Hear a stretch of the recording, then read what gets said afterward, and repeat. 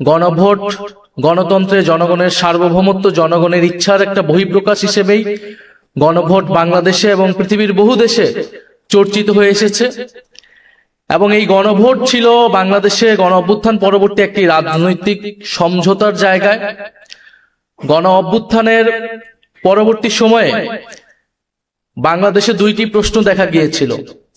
BNP তখন গণ অভ্যুত্থানের প্রায় 2-3 দিনের মধ্যেই সমাবেশ করে তারা জাতীয় নির্বাচনের দাবি জানিয়েছিল, এবং বৈষম্যবিরোধী ছাত্র আন্দোলনের পক্ষ থেকে যারা গণ অভ্যুত্থানে আমরা ছিলাম, আমরা বলেছিলাম যে জাতীয় নির্বাচন আমরা চাই, তবে এই গণ অভ্যুত্থান কেবল নির্বাচনের মাধ্যমে ক্ষমতার পরিবর্তনের, হাত পরিবর্তনের জন্য এই গণ অভ্যুত্থান হয়নি।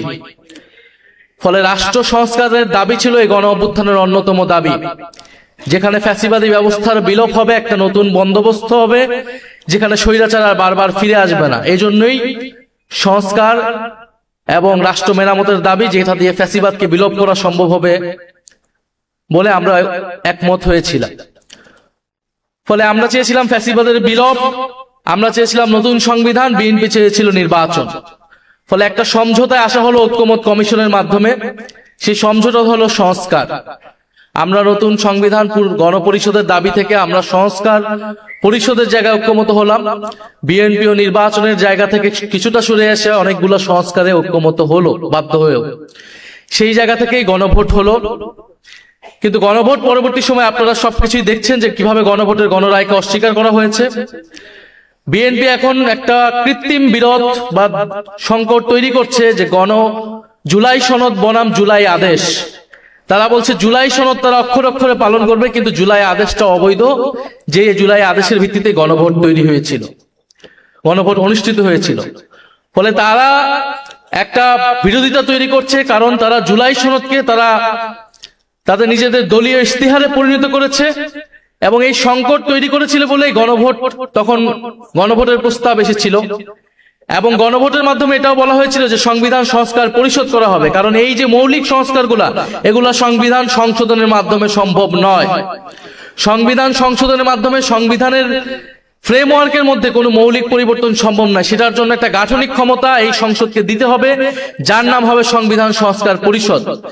ফলে জুলাই সনদ বাস্তবায়নের পদ্ধতি এটাই হবে। কিন্তু আমরা দেখেছি সংসদে তারা নতুন করে একটা মুলতবি প্রস্তাব এনেছিল, যেখানে তারা বলার চেষ্টা করছে জুলাই সনদ কোন পথে বাস্তবায়ন করা সম্ভব, জুলাই সনদ কোন পথে বাস্তবায়ন সম্ভব, সেই আলোচনা ঐক্যমত কমিশনেই হয়েছিল। ফলে প্রধানমন্ত্রী এবং তাদের প্রতিনিধি হিসেবে ঐক্যমত কমিশনে সেই সময় যারা ছিলেন, বর্তমান স্বরাষ্ট্রমন্ত্রী, তারা সকলেই কথার বরখেলাপ করেছেন।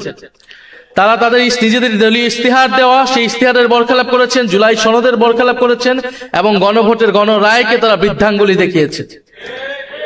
এটা সকলের কাছে এটা স্পষ্ট হয়েছে। এটা আমাদের দুর্ভাগ্য।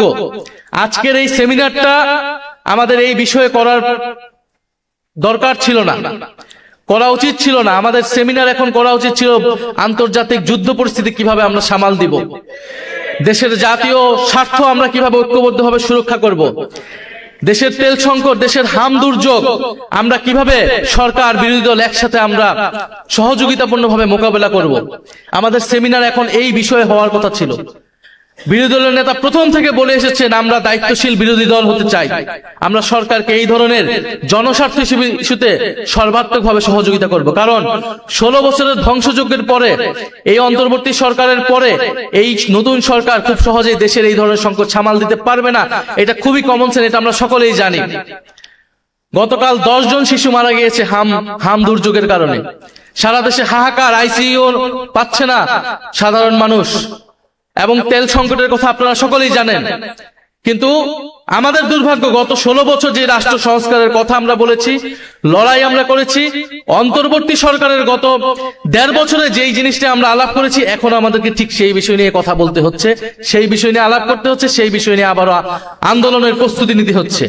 এবং জাতিকে এই দুর্যোগে টেনে এনেছে বিএনপি। ফলে বিএনপিকে এর দায়ভার এবং এর পরিণতি ভোগ করতে হবে, এবং এর পরিণতি খুব সহজ হবে না।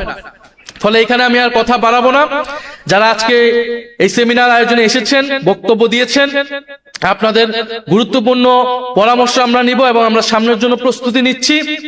এবং সরকারকে এখনো বলবো যে সময় আছে, দ্রুত সংবিধান সংস্কার পরিষদ গঠনের মাধ্যমে এই সংকট সুরাহা করে জাতীয় ঐক্যকে টিকিয়ে রাখুন, না হলে এর পরিণতি আপনাদেরকে ভোগ করতে হবে। ধন্যবাদ। আসসালামু আলাইকুম।